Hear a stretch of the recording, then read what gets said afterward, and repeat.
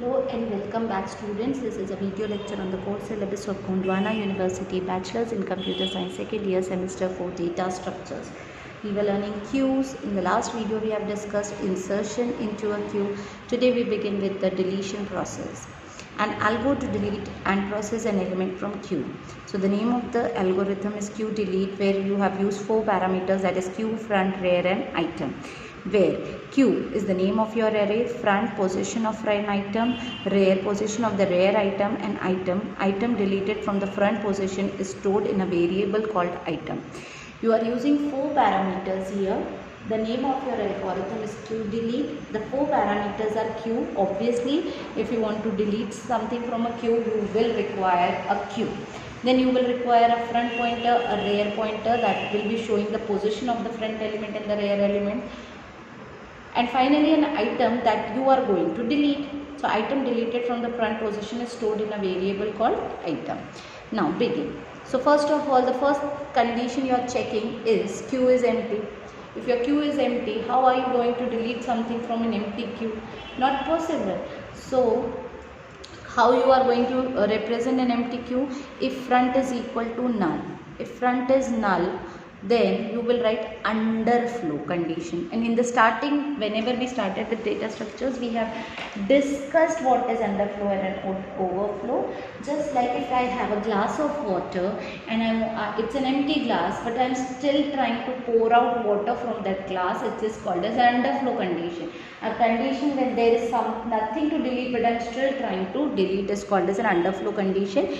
So similarly, if front is null, there is nothing in the queue, how am I going to delete something? So front is null, write underflow, return. Okay. Otherwise Q के front pointer पे जो भी element है उसे चुपचाप उठा के item में डाल दो. अगर फ्रंट नल नहीं है, दैट मीन्स कुछ तो है फिर उसमें. फर्स्ट कंडीशन में आपने चेक किया कि फ्रंट इज नल, चलो ठीक है, फ्रंट नल है तो बता दिया अंडरफ्लो है. बट अगर फ्रंट नल नहीं है तो ये फिर ये डेफिनेट हो गया कि फ्रंट में कुछ एलिमेंट है, फ्रंट में कुछ तो डेटा है. तो बस कुछ नहीं करना है, क्योंकि फ्रंट पोजीशन पे जो भी डेटा है उसको आइटम में डाल देना है उठा के. आइटम एक वेरिएबल है जो आपके डिलीटेड एलिमेंट को स्टोर करने जा रहा है. Next, now what is going to happen next? Front को अपडेट करना पड़ेगा. ठीक है, सी, हाँ, only one element in the queue. अब सपोज करो कि एक ही एलिमेंट था क्यू में, वो एक एलिमेंट जो आपने आइटम में डाल दिया है. तो if front is equal to rear, front is null and rear is null, खत्म. वो एक एलिमेंट था, उसको आपने शिफ्ट कर दिया आइटम वेरिएबल में. Now your front is also null and rear is also null. This will be a situation when there was only one item in your queue. There was only one item in a queue and then you try to delete that item, so you have shifted that item to a variable item. Now your queue is empty, so your front will also be null and your rear will also be null and return. Otherwise एक item नहीं था, एक से ज़्यादा items थे, और वो ज़्यादा आइटम्स थे, उनमें से एक तो हमने डिलीट कर दिया, दैट इज़ हमने उसे बाहर निकाल दिया. तो नया फ्रंट हो गया पुराना फ्रंट प्लस वन. कैसे हो रहा है? अब पॉइंट्स पीछे लिखे हुए थे. सबसे पहले आपने चेक किया था कि क्या क्यू एम्प्टी है. ये देखो एम्प्टी क्यू, फ्रंट भी 0, रेयर भी 0, मैक्स क्यू 5 है.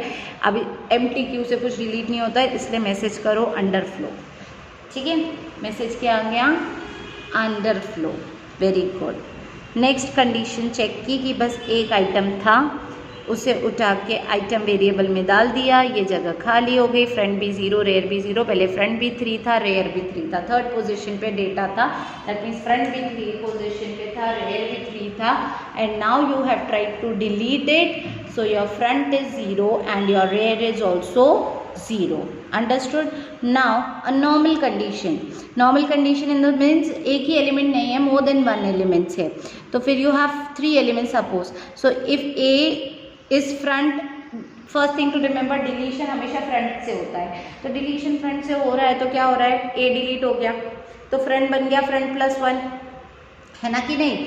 फ्रंट डिलीशन तो फ्रंट से ही होता है, तो 2 डिलीट हो जाएगा, वो आइटम में चला गया. तो नया फ्रंट क्या था? पहले फ्रंट 2 था, अब नया फ्रंट है 3, that is old front plus 1 is your new front. See here, your front was 2, your rear was 4, now your front is 3 and your rear is 4 only, because insertion takes place at rear but deletion always takes place at front only. So this item is deleted. Now your new front is front plus 1. That's what is written here, that new front will be front plus 1.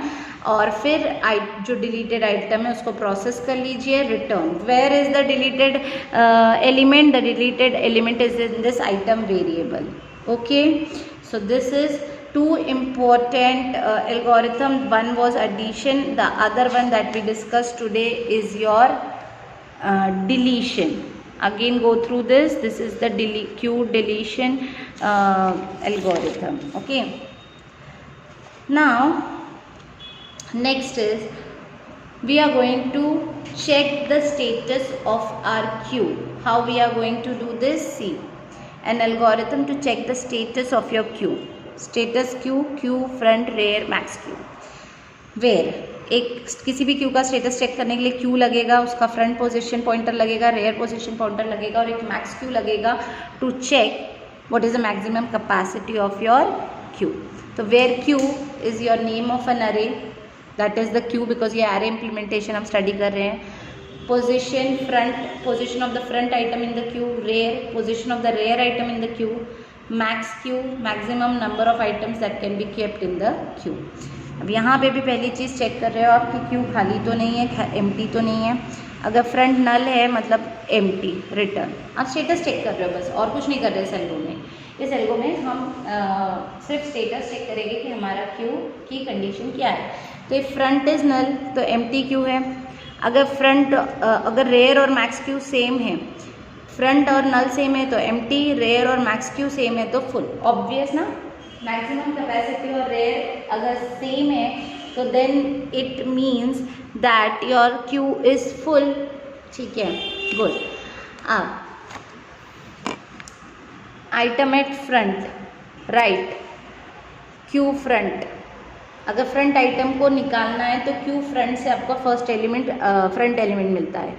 और rear minus front plus 1 num, right num. Total number of elements in queue निकालना है तो उसका एक proper formula इन्होंने दिया कि जो भी रेयर पोजीशन है, front position, total element present at that moment, कितनी उसकी मैक्सिमम कैपेसिटी है वो नहीं, अभी इस में कितने एलिमेंट्स है. तो फॉर्मूला क्या है कि rare minus front plus 1, that will give you the total number of elements in your Q. जैसे कि अभी ये एग्जाम्पल था हमारा, यहाँ पे दिख तो रहा है 3 एलिमेंट्स है, बट फॉर्मूला से चेक करें तो rear minus front plus 1, 4 minus 2 plus 1, 4 minus 2 is 2, 2 plus 1 is 3, so 3 elements in your queue. ठीक है, तो whatever if number of elements you want to calculate in your queue, you will always minus rear minus front plus 1, that will be the formula. ठीक है. Now some basic things to understand, that is disadvantages of general और simple queue. कहाँ Q fail होता है, क्या problem है, चलो देखते हैं. The algorithm fails to add a new element even if the memory space is available. यहाँ पे लॉस ऑफ मेमोरी हो जाता है, कभी कभी मेमोरी वेस्ट हो जाती है. कैसे? देखो यहाँ पे रेयर और मैक्स क्यू सेम है तो ये इंसर्शन तो करने नहीं देगा, बट सामने आपके पास स्पेस है. ठीक है, सामने स्पेस है बट फिर भी आप इस पर इंसर्शन नहीं ले सकते हो बिकॉज रेयर और मैक्स क्यू सेम है.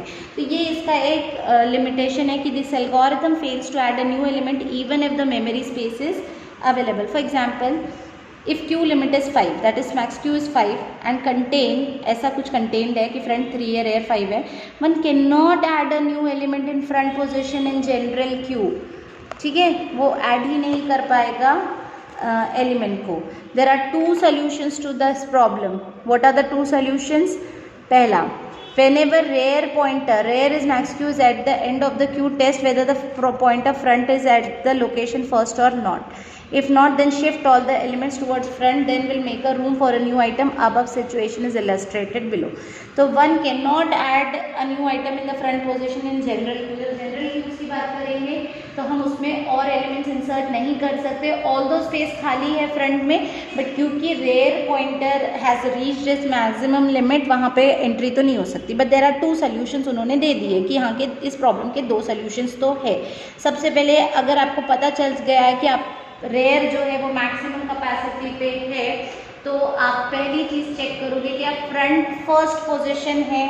अगर फ्रंट भी फर्स्ट पोजीशन है मतलब क्यू फुल्ली ऑक्यूपाइड है, बट अगर front is not the first position, it is on the third position, second position और फोर्थ पोजीशन, तो क्या करना है, आपको ये समझ में आ जाएगा कि सामने कुछ तो स्पेस खाली है, तो बस आपको एक एक एलिमेंट को सामने सामने शिफ्ट करना है, उतने स्पेसेस ऑक्यूपाई करना है, पीछे जगह बनानी है और फिर पीछे आप इंसर्शन कर लोगे। Whenever rear pointer, rear is equals to max q is at the end of the queue, rear की मैक्सिमम कैपेसिटी हो चुकी है, तो चेक करो कि pointer front is at the location first और नॉट। तो आप चेक करो कि जो आपका फ्रंट पॉइंटर लोकेशन है वो फर्स्ट पोजीशन पे है या नहीं। इफ नॉट तो फिर shift all the elements towards the front, तो फिर सबको फ्रंट की तरफ शिफ्ट करो, मेक स्पेस लाइक दिस, ऐसा। ये देखो ये क्यू था, फ्रंट 3 था, रेयर 5 था, इस सिचुएशन में नया आइटम आ ही नहीं सकता था। तो आपने करना क्या है, ए को, बी को और सी को सामने शिफ्ट करना है, पीछे ऑटोमेटिकली स्पेस क्रिएट होगी और फिर आप इंसर्शन कर सकते हो। यहाँ पे फ्रंट 1 है और रेयर 3 है। अब after each deletion all the elements are shifted towards the front. Here idea is to fix the front pointer always at first position. दूसरा वे है why to wait till this situation. Second situation, second जो solution दे रहा है ये book हमें, वो ये बोल रहा है कि why to wait till the condition कि हमारे पास एक नया आइटम आएगा, फिर हम चेक करेंगे कि हमारे पास स्पेस है कि नहीं, दिखेगी स्पेस तो हम आगे एलिमेंट शिफ्ट करेंगे। इतना क्यों, हर बार डिलीशन जब हो जाएगा तो फ्रंट को हर बार अपडेट करो, यानी हर बार फ्रंट फर्स्ट पोजीशन पे जाए, तो फिर कभी ऐसी सिचुएशन आएगी ही नहीं। This is the second solution. After each deletion सब एलिमेंट्स को शिफ्ट करो फ्रंट की तरफ। Here idea is to fix the front pointer always at front, हमेशा फर्स्ट पोजीशन पे रखो, तो ऐसी सिचुएशन कभी नहीं आएगी। अब मान लो ये एक क्यू है, पूरा फुल है अभी तो, ठीक है, तो अभी ये पूरा फुल है, इसको रिमेंबर करो, ये फ्रंट 1 है और रेयर 5 है, ठीक है, it is completely filled up, ठीक है। अब आफ्टर डिलीशन क्या हो रहा है, आफ्टर डिलीशन वो क्यू ऐसा था, ए बी सी जी ऐसा क्यू था वो, तो आफ्टर डिलीशन एक्चुअली ये एम्प्टी रहना चाहिए था, बी सी डी ई अपनी जगह पे रहना चाहिए था, बट इन्होंने वो नहीं किया, इन्होंने इसको डिलीट करने के बाद इसको फ्रंट बनाया और सबको शिफ्ट किया। That is front will always be 1 and rear will keep updating. Both the above solutions have one drawback, बताओ क्या है वो, whenever an item is deleted all the elements are moved towards left and if the length of the queue is too large then it is time consuming. That was I was going to tell you कि यहाँ पे although solution तो मिल रहा है लेकिन ये जो shifting होगी क्या इसमें टाइम और जो CPU टाइम जो है वो रिक्वायर होगा कि नहीं, बहुत ज़्यादा यूज़ होगा। और अभी तो 5 एलिमेंट्स का क्यू है, but if the Q is a lengthy Q in that case this shifting will be a cumbersome process, it will be a tiring process, time consuming procedure, okay, but we do have a solution, you can always remember, ठीक है। Now in the next coming sessions we will be discussing various representation of the queue. For today this is it, thank you so much.